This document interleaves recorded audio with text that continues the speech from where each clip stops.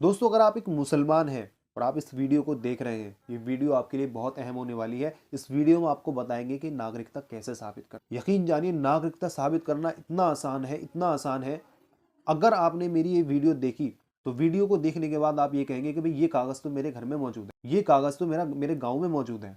इतना आसान तरीका मैं आपको बता दूंगा कि 15 मिनट की इस वीडियो में आपके सारे मसाइल का हल हो जाएगा। सारी अफवाहें जो आपके दिमागों में भरी जा रही हैं वो ख़त्म हो जाएंगी। अस्सलामुअलैकुम नाजरीन, आज का हमारा मसला है सीए और एनआरसी। हाल ही में हिंदुस्तान के गृह मंत्री अमित शाह जी ने ऐलान किया है कि वो पूरे भारत में मई में या मई से पहले यानी 2024 के लोकसभा के इलेक्शन से पहले पहले पूरे भारत में सीए को लागू कर देंगे। इस ऐलान के आते ही मीडिया में ही नहीं बल्कि ज़मीनी स्तर पर भी अगर देखें तो एक हंगामा सा बरपा हो गया है। मुख्तलिफ लोग मुख्तलिफ किस्म की बातें कर रहे हैं।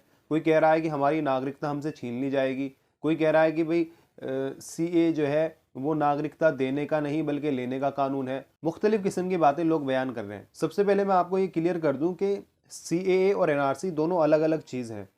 सीएए जो है वो नागरिकता देने का कानून है, लेने का कानून नहीं है। गवर्नमेंट ऑफ इंडिया सीएए के जरिए से लोगों को नागरिकता देगी, मुसलमानों के अलावा। ठीक है। एनआरसी अलग चीज है। एनआरसी में आपको ये साबित करना होता है कि आप भारत के नागरिक हैं। इसका कोई प्रमाण, कोई दस्तावेज, कोई भी ऐसा प्रूफ जो इस बात की दलालत करे कि हाँ तुम भारतीय हो, तुम सिटीजन ऑफ इंडिया हो, इस बात को साबित करने वाला कोई भी प्रमाण आपको गवर्नमेंट को देना है और आप भारतीय हैं, कोई दिक्कत नहीं। तो इसी दस्तावेज के मुतालिक कि वो कौन सा कागज है, वो कौन सा ऐसा प्रमाण पत्र है जो इस बात की दलालत करे, जो ये गवर्नमेंट ऑफ इंडिया से कहे कि ये जो शख्स है ये भारतीय है, ये हिंदुस्तान का नागरिक है, इसके बाप दादाओं ने हिंदुस्तान को आज़ाद कराने में अपना योगदान दिया है, ये कोई घुसपैठिया नहीं है, ये कोई इलीगल माइग्रेंट नहीं है, गैर कानूनी तरीके से हिंदुस्तान में ये नहीं रह रहा है, बल्कि ये भी एक हिंदुस्तान का नागरिक है। तो वो कौन सा दस्तावेज है, उसी दस्तावेज को आज हम आपको बताएंगे। नाजरीन, से 15 मिनट की ये वीडियो में अगर जो तरीका मैं आपको बताने जा रहा हूँ, अगर आपने उसके मुताबिक अपने सारे दस्तावेज तैयार कर लिए तो यकीन जानिए कि कल को जब एनआरसी अगर लागू हुआ तो उस वक्त में आप मज़े से अपने घर पर बैठे हुए होंगे। और अगर आपने ये तरीका फॉलो नहीं किया या मेरी बात नहीं मानी तो याद रखना, अफसोस के आंसुओं के अलावा आपका कोई साथी होगा नहीं।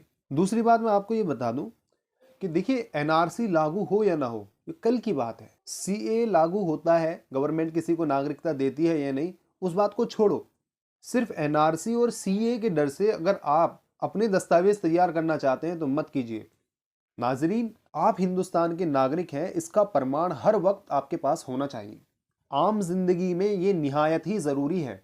मैं आपको एक छोटा सा वाकया बताता हूँ, बिल्कुल सच्चा वाकया है कि अभी साल 2 साल पहले 3 लड़कों को पुलिस वालों ने गिरफ्तार किया चोरी के इल्ज़ाम में। उनमें से एक बच्चे के ऊपर आरोप लगा कि ये बांग्लादेशी है। जब ये खबर उसके बाप को मालूम हुई, उसके वालिद को, तो वो वालिद साहब जो है गाजियाबाद कोर्ट में उस बच्चे के सारे वो प्रमाण जो उसकी नागरिकता को साबित करते थे कि ये हिंदुस्तानी है वो लेकर वहाँ पहुँच गए। जब जज ने वो सारे दस्तावेज देखे तो उसने उस अधिकारी को, उस डिपार्टमेंट को जिसने वो उसको दस्तावेज प्रोवाइड किए थे, उसको आदेश दिया कि आइए और प्रूफ दिखाइए कि आपने किस बुनियाद पर जो है इसको हिंदुस्तानी जो है होने का प्रमाण दिया है। अब वो सारे अधिकारी वहाँ पहुँचे और उन्होंने वो सारे डॉक्यूमेंट्स दिखाए। यकीन जानिए, उस बच्चे पर जो बांग्लादेशी का आरोप लगा था, कोर्ट द्वारा उसको खारिज कर दिया गया। एक तहरीक चली थी 2019 में जब सीए के खिलाफ प्रदर्शन हो रहे थे कि हम कागज नहीं दिखाएंगे। बहुत अच्छी तहरीक थी, लेकिन कागज होंगे तभी तो नहीं दिखाओगे। जब कागज होंगे ही नहीं तो फिर क्या नहीं दिखाओगे। तो मेरे कहने का मतलब यही है, आप एक हिंदुस्तानी हैं, इसका प्रमाण हर वक्त आपकी जेब में होना चाहिए।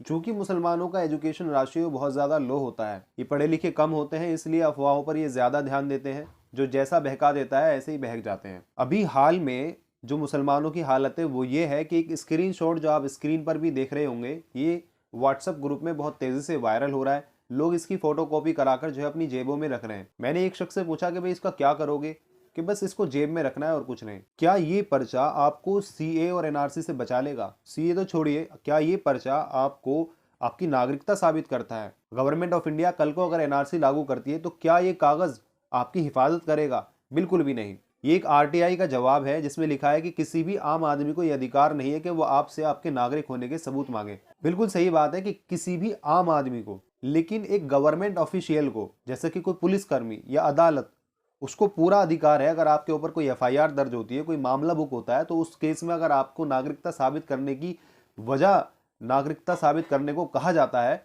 तो उस केस में आपको नागरिकता साबित करनी पड़ेगी। फिर आपको वो दस्तावेज देने होंगे। तो वो दस्तावेज हैं क्या, उसी के मुतालिक ये वीडियो हमने बनाई है। मेरी आपसे गुजारिश है कि वीडियो को ध्यान से देखें, स्किप बिल्कुल भी ना करें और आखिर तक इस वीडियो से बने रहें। और इस वीडियो को ज़्यादा से ज़्यादा शेयर करें, हर मुसलमान तक इस वीडियो को पहुंचा दें, ताकि जिसके पास भी अभी तक डॉक्यूमेंट रेडी नहीं है, एनआरसी लागू होने से पहले पहले वो अपने डॉक्यूमेंट्स तैयार कर ले। 2019 में जब ये कानून लाया गया था, उस वक्त से लेकर अब तक लाखों मुसलमानों ने, खासतौर से साउथ के एरिया में, उन्होंने अपने तमाम डॉक्यूमेंट्स तैयार कर लिए जो उनके नागरिक होने का सबूत है। तो नाजरीन, आपको बता दें कि हमारा जो संविधान है यानी कॉन्स्टिट्यूशन ऑफ इंडिया, उसमें आर्टिकल 5 to 11 ये सिटीजनशिप से डील करता है। उसमें बताया गया है कि हिंदुस्तान का नागरिक कौन कौन होगा। लेकिन चूंकि ये कानून काफ़ी नहीं था, ये आर्टिकल्स काफ़ी नहीं थे, इसलिए हिंदुस्तान की गवर्नमेंट ने 1955 में इंडियन सिटीजनशिप एक्ट को पास किया। उसके बाद 1986, 92 और 2003, 2005, फिर 2015 और 2019 ये सबसे लेटेस्ट है, जिसको सीए कहा जाता है, उसमें रद्दोबदल अमेंडमेंट की गई। इस कानून में हिंदुस्तान के नागरिक होने के मुख्तलिफ प्रावधान बयान किए गए हैं, जैसे कि citizenship by birth, bye decent और बाय रजिस्ट्रेशन।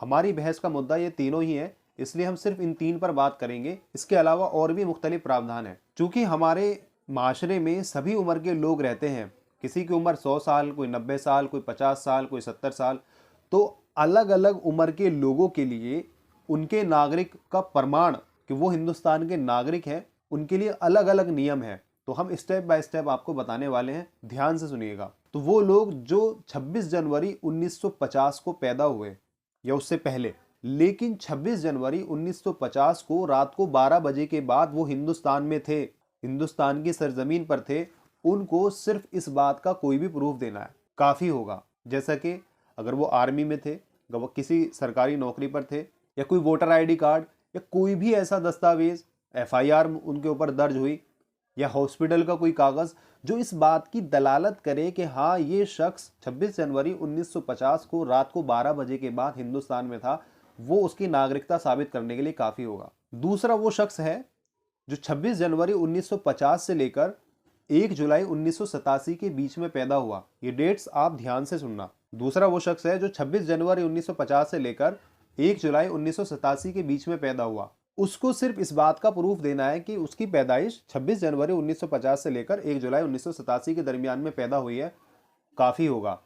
प्रूफ क्या देना है, सॉलिड प्रूफ क्या है, वो मैं आपको आगे बताऊंगा। तीसरा वो शख्स है जो 1 जुलाई 1987 के बाद पैदा हुआ लेकिन 3 दिसंबर 2004 से पहले पहले, अगर वो अपना कोई भी ऐसा सबूत देता है कि वो भारत में पैदा हुआ है, वो काफ़ी नहीं होगा, बल्कि उसको अपनी फाइल के साथ अपने माँ बाप की भी फाइल लगानी होगी कि देखिए मेरी पैदाइश के वक्त मेरे दोनों माँ बाप या उनमें से एक, ध्यान से सुनना, मेरे दोनों माँ बाप या उनमें से एक भारत के नागरिक थे, और दूसरा वो बाप या माँ जो भी है वो इलीगल माइग्रेंट नहीं था, वो घुसपैठिया नहीं था, इस बात का सबूत उसको देना है, काफ़ी होगा। चौथा वो बच्चा है जो 2004 के बाद पैदा हुआ, यानी 3 दिसंबर 2004 के बाद से लेकर अब तक, अगर वो अपना कोई भी प्रूफ ऐसा देता है कि जो ये दलालत करिए भारत का नागरिक है, वो काफ़ी नहीं होगा, बल्कि उसको अपने साथ अपने माँ बाप की भी फाइल लगानी होगी कि मैं भी भारत का नागरिक हूँ, और ये देखिए मेरे जो दोनों वालिदैन हैं वो भी भारतीय हैं, तब जाकर उनकी नागरिकता साबित होगी। इसको कहते हैं सिटीजनशिप बाय बर्थ। एक होता है सिटीजनशिप बाय डिसेंट। 26 जनवरी 1950 के बाद में अगर कोई शख्स पैदा हुआ, हिंदुस्तान में रहा, यहाँ उसकी शादी हुई, उसके बाद से वो विदेश में काम करने चला गया, जैसे कि आजकल लोग जाते हैं सऊदी, अमेरिका, कहीं भी वो चला गया। अब वहाँ विदेश में उसका अगर बच्चा पैदा होता है 10 दिसंबर 1992 से पहले पहले, तो वो ऑटोमेटिकली क्या है, भारत का नागरिक बन जाएगा। इसी तरीके से अगर कोई बच्चा 10 दिसंबर 1992 को या उसके बाद पैदा हुआ 3 दिसंबर 2004 से पहले पहले, और उसके माँ बाप में से कोई एक भारत का नागरिक है, तो वो बच्चा भी ऑटोमेटिकली भारतीय बन जाएगा। इसमें एक बात का ये ख्याल रखा जाए कि जो उसका वालिद है, उसका जो फादर है, वो बाय डिसेंट भारत का नागरिक नहीं होना चाहिए।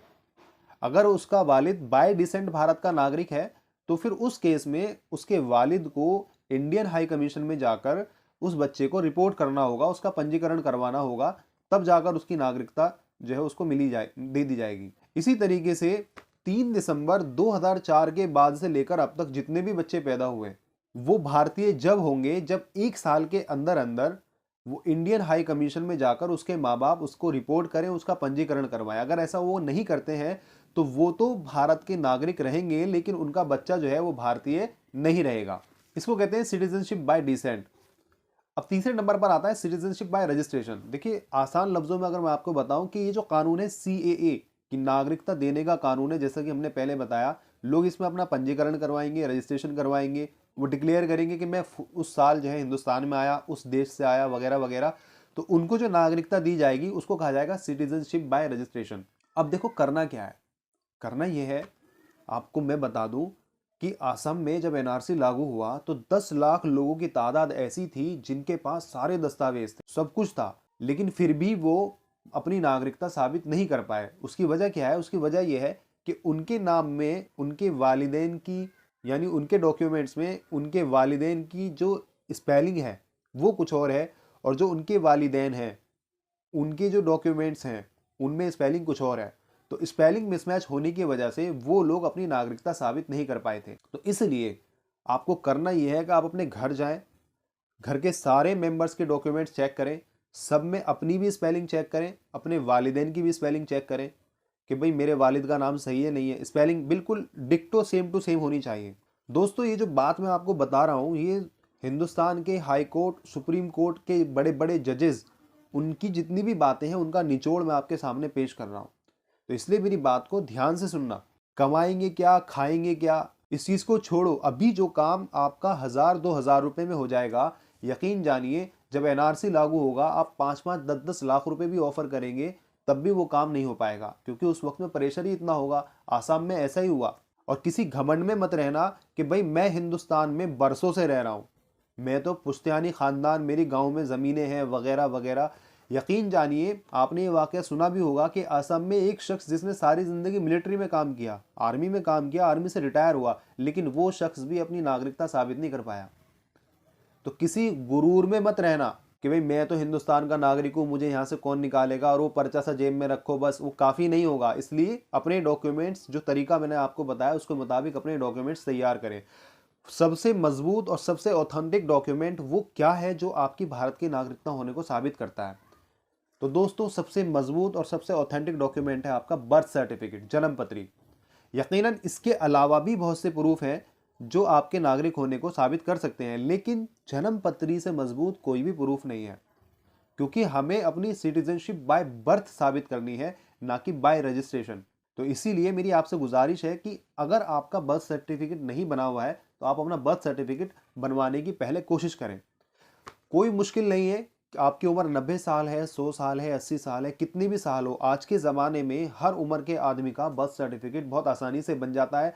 आपको करना कुछ नहीं है, आप अपने इलाके की कचहरी में जाएं, वहाँ किसी वकील को पकड़ें, उससे बताएं कि भाई मुझे अपनी जन्म पत्री बनवानी है। वो आपसे डिटेल लेगा, कोर्ट में अपील करेगा, कोर्ट से आदेश होंगे, वेरिफिकेशन होगी, और उसके चंद महीने बाद यानी 1.5-2 महीने में तकरीबन आपकी जन्म पत्री आपके हाथ में होगी। आपकी उम्र चाहे 1960 में पैदाइश हो, 1970 की पैदाइश हो, उस जमाने में जन्म पत्री बनती थी नहीं बनती थी, उससे कोई मतलब नहीं है। आप आज जिंदा हो, आज आपके पास मौका है, आप जो है अपनी जन्म पत्री तैयार करवा सकते हैं। जन्म पत्री वगैरह अपनी तैयार करवाने के बाद अपने घर के सारे मेंबर्स की डिटेल्स को फिर मैच करें। सबके नामों में तुम्हारे नाम की स्पेलिंग सही होनी चाहिए, तुम्हारे वालिदैन की स्पेलिंग जो है बिल्कुल सेम टू सेम होना चाहिए। हमारे मुसलमानों में सबसे ज़्यादा कमी यही पाई जाती है कि अगर घर में 5 मेंबर हैं तो पांचों के पांचों मेंबरों में उनके वालिदैन की जो डिटेल्स होंगी वो अलग अलग होंगी। किसी में ए गलत होगा, किसी में ई गलत होगा, किसी में आई गलत होगा। तो इसीलिए मेरी आपसे गुजारिश है कि जो काम अभी 200-400-500 में हो रहा है, यकीन जानिए जब असम में NRC लागू हुआ लोगों ने 10-10 लाख रुपए ऑफर किए, लेकिन उनका वो काम नहीं हो पाया। इसलिए मैं कह रहा हूँ अपनी स्पेलिंग मिसमैच अगर है तो उसको सही कराएं। तीसरा मसला यह है कि लोगों को आपस में जागरूक करें कि भाई अफवाहों पे ध्यान न दें, बल्कि अपने आप को कानूनी एतबार से मजबूत करने की कोशिश करें। मस्जिदों में ऐलान किया जाए, लोगों को जागरूक किया जाए। वो लोग ख़ास तौर से जो तलाकशुदा औरतें होती हैं या बेवा हैं या इसी तरीके से मियाँ बीवी नाराज़ हो गए, अलहदा हो गए, अब उनके चक्कर में उनके बच्चे पिसेंगे। तो ऐसे केस में उनका मैरिज रजिस्ट्रेशन करवाया जाए और उसके मुताबिक जो स्पेलिंग वगैरह हो वो तमाम बच्चों की जो डिटेल्स हैं उन सबको उनके साथ में मैच कर दिया जाए। दोस्तों बिल्कुल भी घबराने वाली बात नहीं है। ऐसा तरीका मैंने आपको बता दिया है, इतना आसान तरीका मैंने आपको बता दिया है कि यकीन जानिए इससे आसान आपको कोई तरीका कोई नहीं बताने वाला। घबराने वाली बात बिल्कुल भी नहीं है। अल्लाह ने हमारी मदद हर हाल में की है, शुरू से करता आया है। आज थोड़े से हालात हैं, वो आज भी करेगा। अल्लाह की रहमत से मायूस नहीं होना है। हिम्मत करो, कागज जुटाओ, अल्लाह की मदद भी आपके साथ होगी। इसके अलावा एक बात आखिर में मैं ये कहना चाहूंगा कि 2024 के इलेक्शन आने वाले हैं। जिसका वोटर आईडी कार्ड अभी तक नहीं बना है, अभी बन रहे हैं, बनवा लें। और अगर बना हुआ है तो आपका अगर वोटर लिस्ट में नाम नहीं है उसको चेक कराएं। अगर नहीं है तो फिर एक वकील को पकड़े, 1500 रुपये वो लेगा, वो एक आरटीआई लगाएगा कि भाई मेरा नाम लिस्ट में से क्यों काटा गया, और वोटर लिस्ट में अपना नाम जुड़वाएं। 2024 में इलेक्शन आ रहे हैं, हर मुसलमान को चाहिए कि वो वोट दे, वोट जरूर दे। ये उसका अधिकार है, संविधान उसको ये अधिकार देता है। ध्यान से सुनिए, दूसरी कौम के लोग वोट डालते हैं अपना कैंडिडेट जिताने के लिए, आपको वोट डालना है अपना वजूद बचाने के। वोट डालें, जरूर डालें, एक सही आदमी का इंतखाब करें ताकि विधानसभा और लोकसभा में वो आपके बारे में भी फिक्र कर सके। कोई भी कानून बनाने से पहले वो आपकी तरफ भी देखे। ऐसे आदमी का इंतखाब करें, किसी के बहकावे में नहीं आना है। मुत्तहिद होकर, एकजुट होकर किसी एक मजबूत से कैंडिडेट को जिताना है। अल्लाह ताला अमल की तौफीक अता फरमाए। वमा अलैना इल्लल